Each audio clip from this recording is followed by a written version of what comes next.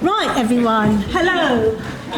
My name's Minoushe Grant, and basically, I wanted to find out about the reintegration process of suspended students. There is so much research out there about exclusions, permanent exclusions, reintegration back into mainstream secondary schools, but I didn't know what happened to students when they kept on coming back to the same school. And I didn't have the perspectives of staff. What were they doing? The other thing that I found really interesting is, the DFE keeps on telling us students with SEN are getting excluded. Students from disadvantaged backgrounds are getting excluded.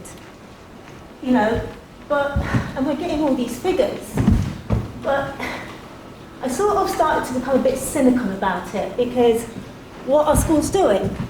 Oh, let's introduce a reflection room, or let's reduce the timetable. So I wanted to know what schools were doing, and my research is based in 2 London boroughs. Woohoo! And I just want to give you a visual about exclusions, permanent exclusions and suspensions. So if we look at the yellow line, we can see that up to a certain point, suspensions were going down, and then they started going up again, and then COVID happened.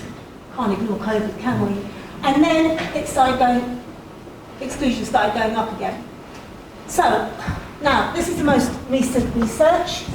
So if we look at the research, it's found that on average, students that are getting suspended are not getting a grade 4 or grade C in maths and English.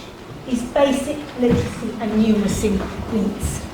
Also, what's a really sad story is they tend to be 12 months behind their peers that haven't experienced suspension.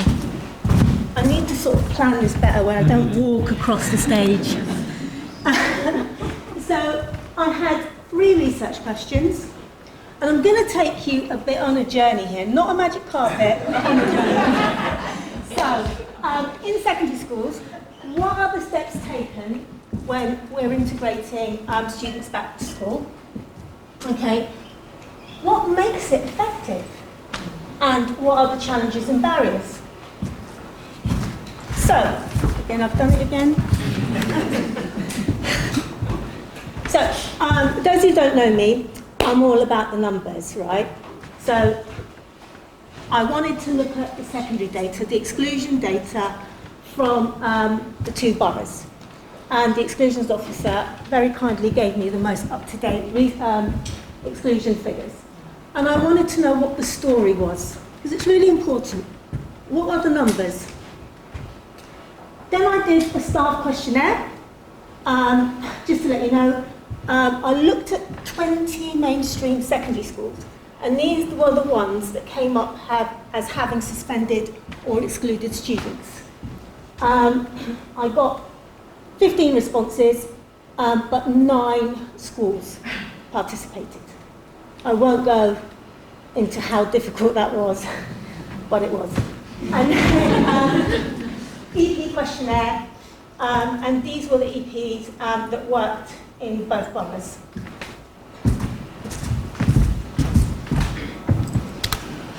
Right, so I just want to give you the main headlines, because I could talk about numbers forever. So there were, in just the autumn term of 2023, so this academic school year, there were 479 exclusions. 469 of them were suspensions. As with the DFE data, it was persistent disruptive behaviour, which was 32% of the suspensions. 45% of these students had special educational needs. 51% of them were pupil premium, so from disadvantaged backgrounds.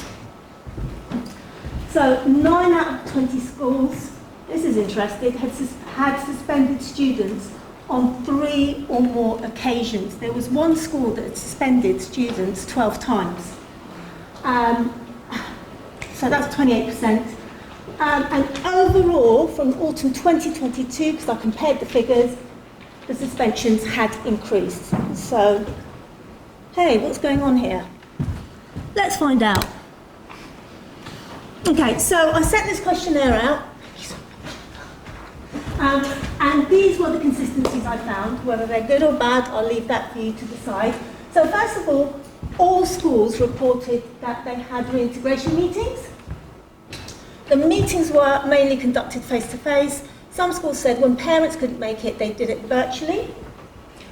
All staff indicated that the reason for the suspension was always clearly communicated to the students during reintegration meetings. And I found that quite interesting. They rated themselves really high on a scale from 0 to 10, where it didn't happen, to 10, 100%. They're very confident about that. And staff reported knowing whether the students had SEN, and also knowing about their backgrounds. So again, came out really, really high.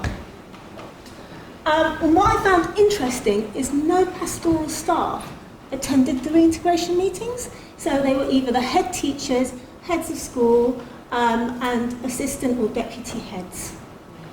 So I'll just leave you to take that in for a little bit. Now, let's look at the inconsistencies. Right, so I found this first one really interesting. So remember, there is no mandatory guidance from the DfE, right? It's very limited. So some staff reported that reintegration meetings lasted 14 minutes. You just imagine someone who's struggling with their processing, 14 minutes. And some reported up to 90 minutes. So, and what's also interesting, the participants from the same schools all had different results. And this was across the whole research. So, they said that a reintegration meeting is conducted for every suspension. They gave themselves really high ratings, but hold on a second. Reintegration meetings are not getting held if parents can't attend. So that leaves me with the question, is where is the equity, where is the equality in this? What happens to the child whose parents can't attend the reintegration meeting? They're put back into school. What support have they got? Rate inconsistencies. So I'll give you one example. So there was school B, and the responses for the question about reintegration meetings being conducted in the absence of parents, carers varied, where one participant gave a rating of 5, one gave 7, and one gave 10. Oh my goodness. I had 2 staff participants reported only conducting reintegration meetings and nothing else. Also, staff that rated themselves highly, setting students' targets in the meeting, but actually when I asked them, did you pass these targets on to schools?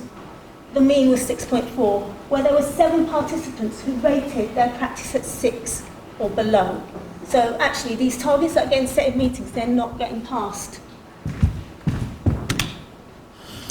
Now, love a bit of integration.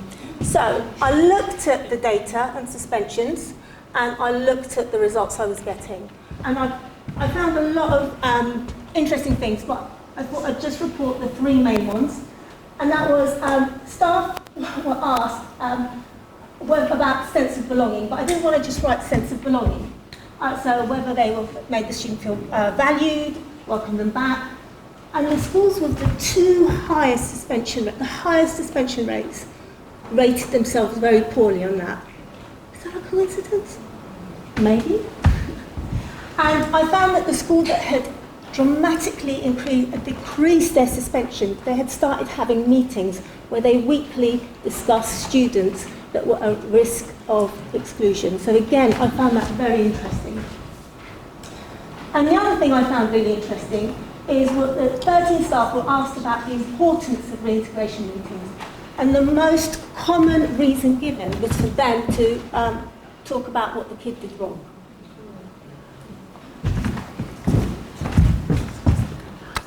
0 minutes. Oh my goodness.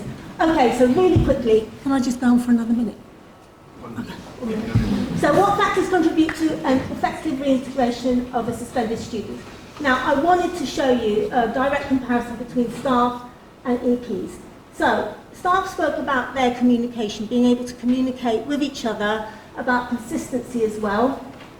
And they said their strengths were in setting targets. Remember that? Like last couple of slides where I said they didn't pass on the targets? That was interesting. Bless their hearts, EPs. Embedding relational practice. Understanding or seeking to understand the situation of the student. And what challenges? Right, now, what are the challenges? This is interesting, isn't it? All staff spoke about it's either the student or the parent. So again, we're looking at that medical model. EPs, again, bless their hearts. They recognise resources being an issue, behaviour management policies, and understanding the needs of the students. I'm 0, mate, so I'm so sorry. Right, I've just got keywords. Does anyone have any questions?